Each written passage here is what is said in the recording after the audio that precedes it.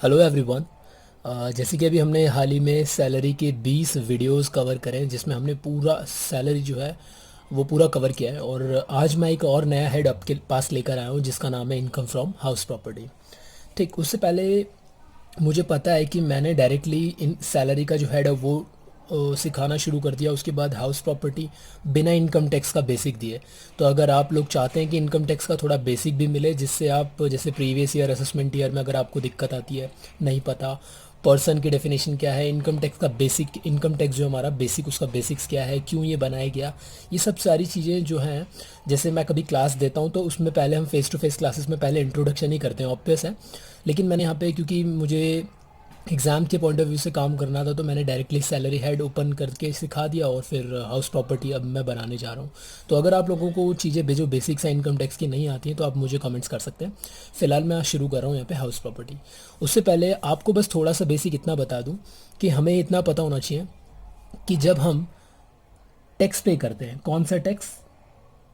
Income tax. अच्छा, किसको पे करते हैं? गवर्नमेंट को। अगर मैं पूछूं कौन सी गवर्नमेंट, मतलब state government, local government, central government, किसको? तो आप कह सकते हैं सेंट्रल गवर्नमेंट को आप इनकम टैक्स जमा करते हैं। जमा करने का तरीका क्या है? तो आप उसके लिए इनकम टैक्स रिटर्न फाइल करते हैं। ठीक है। अच्छा, ये इनकम टैक्स जो है इनके कुछ रेट्स होते हैं और इन रेट्स के थ्रू आप टैक्स कैलकुलेट करते हो। अच्छा, ये रेट्स लगते किस पे हैं? तो आपके टोटल इनकम पर, जो भी आपने अपने प्रीवियस ईयर के अंदर टोटल इनकम कमाई है उस पर ये रेट्स एप्लीकेबल होते हैं और उसके थ्रू जो है टैक्स कैलकुलेट किया जाता है। मान लीजिए आपने टोटल इनकम कमाई 5 लाख रुपए, और सेम इसके लिए कुछ रेट्स यहाँ पे निर्धारित होंगे जिनके थ्रू आप उस टोटल इनकम पर उन रेट के अकॉर्डिंग जो है इनकम टैक्स कैलकुलेट करोगे। और सारा हिसाब किताब आईटीआर एक फॉर्म है जिसमें आप फिल करके गवर्नमेंट को जमा कर दोगे उन टैक्स के अमाउंट के साथ। मतलब ये रहा आपका, मान लीजिए आईटीआर फॉर्म जो आपने फिल करा है, हालांकि वो कंप्यूटराइज्ड होगा और साथ में इसके ऊपर रखने आपको पैसे और सरकार को जमा कर देना है। क्लियर है? तो अब यहाँ सवाल उठता है कि ये टोटल इनकम क्या है। तो टोटल इनकम आपको इतना पता होना चाहिए कि जो आपकी ग्रॉस टोटल इनकम है, जीटीआई ग्रॉस टोटल इनकम, जब इसमें से आप लेस करते हैं डिडक्शंस तो आपके पास निकल कर आता है टोटल इनकम। अब ये डिडक्शंस क्या भला है भाई? तो अंडर सेक्शन 80C से लेकर अंडर सेक्शन 80U तक हमें डिडक्शन सिखाई जाती है। ठीक, इन डिडक्शंस को हमें कवर करना है। यानी अगर हमें कहीं से पैसा आ रहा है तो हम कहीं ना कहीं इन्वेस्ट कर रहे होंगे, कहीं ना कहीं खर्च कर रहे होंगे। तो किस इन्वेस्टमेंट पर और किस खर्चे पर आपको वो घटाने को अलाउ करेगा? मतलब कुल मिला के देखो, कुछ ऐसा सीन सिनेरियो है। आप जब टोटल इनकम निकाल रहे हो तो इनकम का मतलब होता क्या है? जनरली मैथमेटिक्स अगर इक्वेशन देखें तो इनकम का मतलब है रेवेन्यू में से माइनस कर दो एक्सपेंस। तो रेवेन्यू एक अलग चीज़ है, एक्सपेंस एक अलग चीज़ है। जब रेवेन्यू ज़्यादा होगा, एक्सपेंस कम होगा, तो ऑब्वियस है आपने कोई इनकम अर्न करी है और उस इनकम पर आप टैक्स पे करोगे। ठीक है। तो ये जो डिडक्शंस हैं एक तरीके के, यहाँ पे अगर एक इस इक्वेशन में बात करूँ तो एक तरीके का एक खर्चा है। अब ये रेवेन्यू क्या चीज़ है? तो gross total income is a revenue. तो रेवेन्यू के आपके 5 सोर्स हो सकते हैं। सैलरी से होने वाला रेवेन्यू, हाउस प्रॉपर्टी से होने वाली इनकम, कैपिटल गेन से होने वाली इनकम, पीजीबीपी से होने वाली इनकम, एंड लास्ट है income from other source. Other source से होने वाली इनकम। इन 5 जगहों से आपको होती है इनकम। 1 2 3 4 5, यानी आपको कोई भी इनकम हो, आपको इन 5 हेड में से कहीं ना कहीं उसे शो करना होगा। इन सब के टोटल को कहते हैं ग्रॉस टोटल इनकम, और इसमें से घटाए जाते हैं वो खर्चे या फिर वो इन्वेस्टमेंट जो आपने अपनी कमाई में से किया हुआ है। क्लियर है मेरी बात? तो अभी मैंने जो 20 वीडियोस बनाई थी वो सैलरी पे बनाई थी कि सैलरी की जो कैलकुलेशन है, ये जो वैल्यू आएगी, इन सब की जो वैल्यू आएगी, इस सैलरी की वैल्यूएशन हम कैसे करेंगे वो हमने वहाँ पर सीख लिया था। इस वीडियो में मैं आपको बताऊंगा कि हाउस प्रॉपर्टी, वीडियो एक्चुअली एक ही नहीं होगी, सीरीज़ बनेगी। मेरे हिसाब से 5-6 वीडियो बन जाएंगी हाउस प्रॉपर्टी पे क्वेश्चन के साथ। तो हाउस प्रॉपर्टी की जो वैल्यू है वो कैसे कैलकुलेट करनी है वो हमें सीखना है। लेकिन थोड़ा सा जनरल अवेयरनेस अगर मैं दूं तो हाउस प्रॉपर्टी में कौन सी इनकम को शो किया जाता होगा?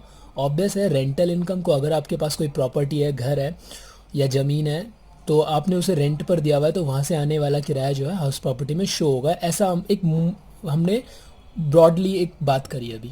ठीक है, अंदर जाएंगे, देखेंगे क्या क्या इसकी चीज़ें हैं अंदर। मैंने जब सेक्शंस की बात करी थी तो यहाँ पे 15 से लेकर 17 तक सेक्शन हमने कवर करे थे। यहाँ पर हम 22 से 27 तक सेक्शंस कवर करेंगे। हालांकि हमारे लिए जो इंपॉर्टेंट होंगे उन्हीं से उतने ही सेक्शंस हम कवर लेंगे यहाँ पे। ठीक है। तो सबसे पहले मैंने जैसे सैलरी की वीडियो में सेक्शन 15 एक चार्जिंग सेक्शन था जिसने हमें ये बताया था कि सैलरी हेड कब ओपन होता है या फिर किस तरीके की इनकम सैलरी हेड में शो होती है। सेम दोबारा से अगेन आपके पास एक चार्जिंग सेक्शन आया 22 जो हमें बताएगा कि कौन सी इनकम, किस नेचर की इनकम हाउस प्रॉपर्टी हेड के अंदर शो की जाती है।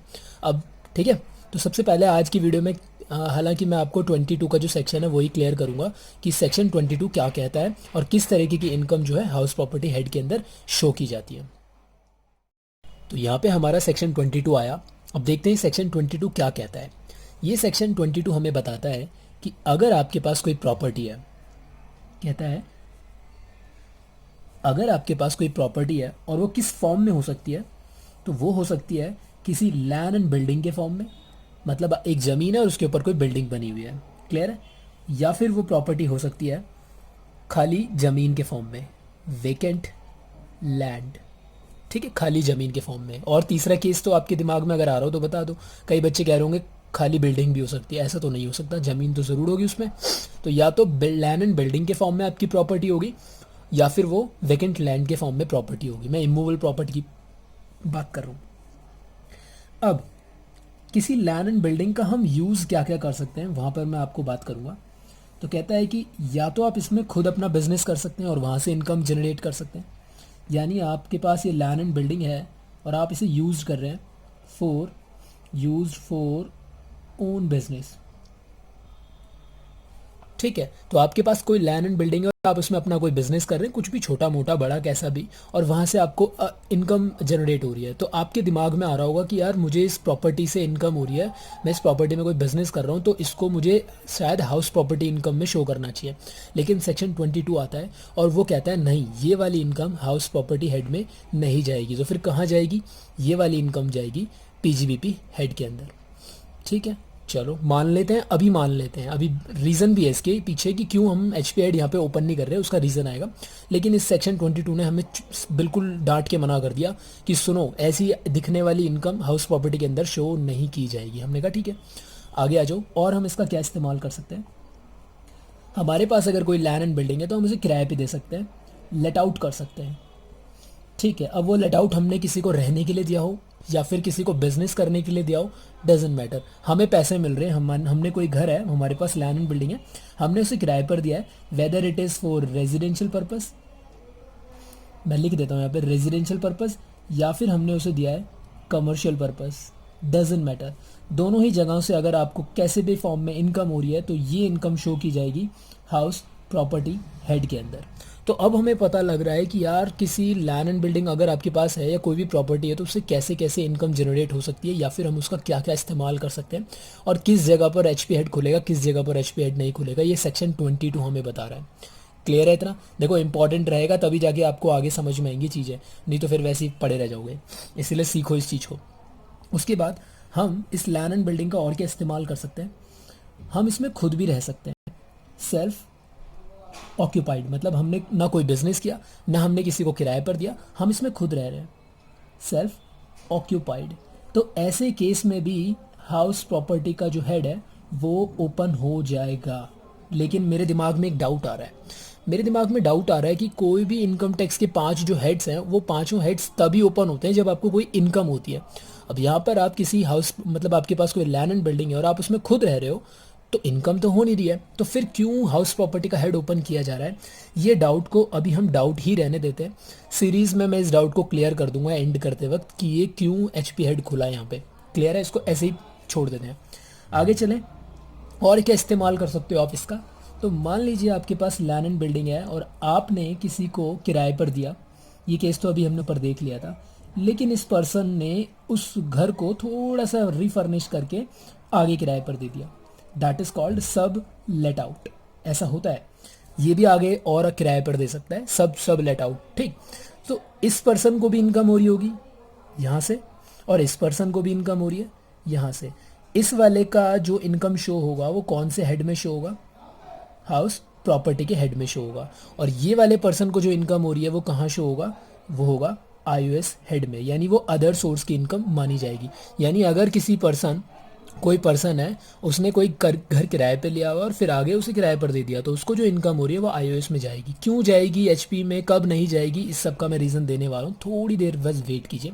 अभी हमें सेक्शन 22 आया और बोले जा रहा है कि देखो भैया यहाँ एचपी हेड खुलेगा, यहाँ खुलेगा, यहाँ नहीं खुलेगा, यहाँ खुलेगा, यहाँ नहीं खुलेगा, ऐसे बता रहा है। कौन बता रहा है? सेक्शन 22 बता रहा है। ज़रा दूसरी तरफ की बात कर लेते हैं। तो एक खाली ज़मीन का आप क्या क्या इस्तेमाल कर सकते हैं, अगर मैं आपसे पूछूं तो एक खाली ज़मीन पे आप खेती बाड़ी कर सकते हो, एग्रीकल्चरल पर्पज़ के लिए आप इसका इस्तेमाल कर सकते हो, एग्रीकल्चरल पर्पज़ के लिए, ठीक है, एग्रीकल्चरल यूज़ के लिए। तो ऐसे में अगर आपको खेती बाड़ी करके उस ज़मीन पर कोई भी इनकम हो रही है तो वो हाउस प्रॉपर्टी में तो जाएगी नहीं, ऊपर से इंडिया के अंदर खेती बाड़ी से होने वाली इनकम जो होती है, इंडिया में एग्रीकल्चर से होने वाली जो इनकम है वो पूरी तरीके से क्या होती है, माफ़ होती है, फुल्ली एग्जेम्प्ट होती है। तो ये तो अच्छी बात है, ठीक है। किसान लोगों के लिए सरकार ने सोचा हुआ है फुल्ली एग्जेम्प्ट अंडर सेक्शन 10(1). मैं पहले से ही बोलता हुआ आ रहा हूँ कि जितने भी सेक्शन इनकम टैक्स के अंदर 10 से दिखते हैं वो कहीं ना कहीं हमें एग्जम्पशन दिलवाते हैं, कहीं पर फुल्ली तो कहीं पर पार्शली। तो यहाँ पे आपको एग्रीकल्चर से होने वाली जो इनकम है वो एग्जेम्प्ट हो जाएगी। तो ये वाली जो इनकम है ये तो कहीं भी नहीं जाएगी, ये तो पता लग गया। उसके अलावा और इसका क्या यूज़ कर सकते हो आप, अदर पर्पज़ के लिए आप इसका यूज़ कर सकते हो। अदर यूज़ मैं लिख रहा हूँ, जैसे कि आपके पास कोई ज़मीन है, आपने उसे शादी पार्टी के लिए किराए पर दे दिया, तो वहाँ से अगर आपको कोई इनकम हो रही है तो वो इनकम कहाँ दिखाई जाएगी, वो दिखाई जाएगी आईओएस हेड के अंदर दिखाई जाएगी। यहाँ से होने वाली इनकम कहाँ गई, पीजीबीपी में। यहाँ से होने वाली इनकम हाउस प्रॉपर्टी में। यहाँ तो इनकम हो ही नहीं रही, डाउट है, डाउट रहने देते हैं, लेकिन एचपी हेड खुलेगा, देखते हैं। मान लो मेरे पास घर है, मैं कोई इनकम नहीं कमा रहा, अपने घर में सो रहा हूँ आराम से, तब भी मैं एचपी हेड ओपन करूँगा, तब भी मैं कोई टैक्स भरूंगा। ये डाउट ही है, इसे डाउट ही रहने दो, मैं इसे बाद में क्लियर करूंगा। अगर आपने कोई घर किराए पर दिया है तो आप एचपी हेड में उस इनकम को शो करोगे, और अगर इस पर्सन ने उसको आगे किराए पर दे दिया तो इसको इनकम हो रही है तो वो उसे आयुष में शो करेगा। अगर आपके पास कोई खाली ज़मीनों से खेती बाड़ी के लिए यूज़ कर रहे हो, वहाँ से होने वाली जो कमाई है उसको कहीं शो नहीं करना, वो पूरा एग्जेम्प्ट होता है। या फिर अगर आपके पास कोई खाली ज़मीन और उससे आप कहीं और से पैसा कमा रहे हो तो उस पैसे को आपको आईओएस में शो करना पड़ेगा। दैट्स इट, इतना ही था हमारा। अब यहाँ पर आपके लिए आती हैं 3 एसेंशियल कंडीशन। ये एसेंशियल कंडीशन क्या है, इनको देख लेते हैं फटाफट से। एसेंशियल कंडीशन, देखो यार, बेस बनाना बहुत ज़रूरी है, ठीक। बेस नहीं सीखोगे तो फिर दिक्कत हो जाएगी, इसलिए बेस बनवा रहा हूँ मैं यहाँ पे चीज़ें। नहीं तो मैं डायरेक्टली क्वेश्चन करवा सकता था, लेकिन नहीं, मैं सोच रहा हूँ ठीक है जितनी कोशिश हो जाए, ठीक है। तो कहता है एसेंशियल कंडीशन है क्या, कितनी है, 3 है। कहता है ये 3 कंडीशन अगर पास हो जाएं, तीनों एक साथ पास हो जाएं तो ही एचपी हेड खुलेगा, अदरवाइज नहीं खुलेगा। तो क्या कंडीशंस हैं, आपके पास होना चाहिए लैंड एंड बिल्डिंग, बात समझ रहे हो, आप उसके होने चाहिए ऑनर, यानी वो आप ही का घर हो, आप ही के लैंड एंड बिल्डिंग हो, और आप उसे यूज़ ना कर रहे हो, not used for own business, आप उसे अपने बिजनेस के लिए यूज़ ना कर रहे हो। ये 3 बातें पास होनी चाहिए, तभी जाके एचपी हेड ओपन होता है, अदरवाइज नहीं होता है। ये सेक्शन 22 ने बोला, मैंने नहीं बोला। क्या होना चाहिए आपके पास, लैंड एंड बिल्डिंग, एक बार रिकॉल करवाओ, आप उसके सच्चे मालिक होने चाहिए और आप उसमें बिजनेस ना कर रहे हो अपना। क्लियर। अब एक एक बार चेक करते हैं, जरा यहाँ पर देखते हैं। इस केस में आपके पास लैंड एंड बिल्डिंग था, हाँ, आप इसके मालिक भी थे, हाँ, लेकिन यहाँ पे आप अपना बिजनेस कर रहे थे, इसलिए एचपी हेड नहीं खुला। बात समझ रहे हो, इसलिए एचपी हेड नहीं खुला। यहाँ पे फिर कोई और हेड खुला। अब कोई और हेड क्यों खुला, पीजीबीपी। तो जब हम पीजीबीपी का चैप्टर पढ़ेंगे, तो उसका चार्जिंग सेक्शन चिल्ला चिल्ला के कहेगा कि भाई पीजीबीपी में कौन कौन सी इनकम आती है, वो अपनी तरफ बुलाएगा। तो अभी तो मैं पीजीबीपी नहीं बता रहा था, अभी मैं यही बता रहा हूँ ना, एचपी हेड कब खुलेगा। जो यहाँ पे एचपी हेड नहीं खुलेगा, मैंने आपको थोड़ी सी ये भी मदद कर दी कि ये इनकम जाएगी किधर। अगर 5 हेड में से एचपी में नहीं जाएगी तो फिर जाएगी किधर, पीजीबीपी में जाएगी। डन। इधर एचपी हेड खुला क्यों, आपके पास लैंड एंड बिल्डिंग था, हाँ, आप उसके मालिक थे, हाँ, आप उसमें खुद का बिजनेस तो नहीं कर रहे थे, नहीं, हमने तो किसी और को दे रखा था। तो वहाँ पे होने वाली इनकम आपको कहाँ शो करनी है, हाउस प्रॉपर्टी की इनकम मानी जाएगी। आपके पास लैंड एंड बिल्डिंग है, यस, आपके पास आप उसके मालिक भी हो, हाँ, आप उसमें अपना बिजनेस तो नहीं कर रहे हो, नहीं, तो भी एचपी हेड खुलेगा। लेकिन फिर अगेन डाउट अभी भी बरकरार है कि एचपी हेड क्यों खोलें जब हमें इनकम हो ही नहीं रही है। तो इस डाउट को वैसे ही रहने दो, डोंट वरी, मैं इसे बाद में क्लियर करूंगा। इस आदमी के लिए अगर हम बात करें, इसके पास लैंड एंड बिल्डिंग है, बिल्कुल है। ये ऑनर था, हाँ था, इसने अपना बिजनेस तो नहीं कर रहा वो अपनी उस प्रॉपर्टी में, नहीं, इसने तो किसी और को किराए पर दे रखा है। तो इसको जो इनकम हो रही है उस प्रॉपर्टी से, वो कहाँ दिखाएगा, ये एचपी हेड के अंदर। इस पर्सन के लिए बात करें, इसको भी तो कमाई हो रही है, इसके पास लैंड एंड बिल्डिंग था, हाँ जब तो इसने आगे किराए पर दिया, लेकिन ये उसका मालिक नहीं था, इसने दूसरी कंडीशन कर दी फेल। तो इसको जो इनकम होएगी उस प्रॉपर्टी से वो उसमें नहीं जाएगी, वो हाउस प्रॉपर्टी इनकम नहीं मानी जाएगी। तो वो कहाँ जाएगी, फिर वो आईओएस में जाएगी। बात समझ में आ रही है? आ जाओ इधर। ये तो खैर वैसे ही एग्रीकल्चर इनकम माफ़ होती है, लेकिन इस केस में आपके पास लैंड एंड बिल्डिंग है नहीं, आपके पास तो खाली ज़मीन थी ना। आपको प्रॉपर्टी के अंदर लैंड एंड बिल्डिंग से कंडीशन में क्या है कि if you have a land and building and you are the real owner of that property and you are not using that property for own business, then such income shall be taxed under head house property. इतना ही तो था। तो ये चीज़ आप note करें। सबसे पहले ये डायग्राम मैंने ऊपर बनाया, एचपी हेड यहाँ खुला लेट आउट के केस में, एचपी हेड फिर अगेन वही लेट आउट के केस में, और एक यहाँ पे, ये दोनों तो एक ही थे, लेट आउट इधर भी है लेट आउट इधर भी है। एक नया था ये सेल्फ ऑक्यूपाइड, ये डाउट वैसे ही रहेगा, इस डाउट को आप टेंशन ना लो, इसको हम आगे क्लियर करेंगे, अभी नहीं करेंगे। क्लियर? तो आज की वीडियो में मेरा टारगेट था कि सेक्शन 22 बेसिक आपका स्ट्रॉन्ग कर दूं, और उसके बाद अब हम चलेंगे। मैं इतनी देर से पता है क्या चिल्लाए जा रहा हूँ, हाउस प्रॉपर्टी का हेड, हाउस प्रॉपर्टी का हेड। अब ये हेड होता कैसे है, इस हेड के अंदर आते क्या क्या चीज़ें हैं। जैसे हमने सैलरी हेड के ऊपर बात करी थी, सैलरी हेड की 20 वीडियोस बनाई थी बहुत अच्छे से, ठीक है, उनको देख लो अगर नहीं देखी तो। हाउस प्रॉपर्टीज़ हेड, जैसे वहाँ सैलरी हेड में क्या क्या चीज़ें आती हैं, कैसे उसकी फॉर्मेटिंग होती है, वो मैं अगले वीडियो के अंदर बात करूँगा। तो इस वीडियो में इतना ही। इसको स्क्रीनशॉट लो, इसको नोट करो, नोट करोगे ज़्यादा बढ़िया रहेगा नोट शुरू से, क्योंकि फिर स्क्रीनशॉट्स वैसे ही खो जाते हैं फ़ोटोज़ आप लोगों के फ़ोन में से, ठीक है। तो आप नोट करें, ज़्यादा बढ़िया रहेगा। बाकी जो भी आपके सुझाव हैं, जो भी आपके फीडबैक्स रिकमेंडेशंस हैं, प्लीज़ यार मुझे कमेंट्स करते रहो। अगर अभी तक चैनल को सब्सक्राइब नहीं किया तो सब्सक्राइब जल्दी से कर लो, और अच्छी अच्छी वीडियोज़ मैं बनाऊँगा। अभी मैं नया नया इस चैनल पर हूँ, ऑनलाइन पढ़ाने का बिल्कुल सच में एक्सपीरियंस ज़ीरो है, ज़ीरो से भी मतलब यूँ कह लो नहीं आता, लेकिन ठीक है ऑनलाइन शुरू किया है अभी। कोशिश करूंगा अच्छी अच्छी और वीडियोस लाने की, कि आप लोगों का ज़्यादा से ज़्यादा फ़ायदा हो। लॉकडाउन का टाइम पीरियड है, घर पे बैठे रहो और घर में बैठ के पढ़ो ज़्यादा से ज़्यादा। घर वालों को भी समझाओ, छोटे भाई बहनों को समझाओ, हाथ वाथ धोते रहो। फिर मिलेंगे अगली वीडियो में। अच्छी लगे वीडियो तो लाइक करो। Bye bye, take care.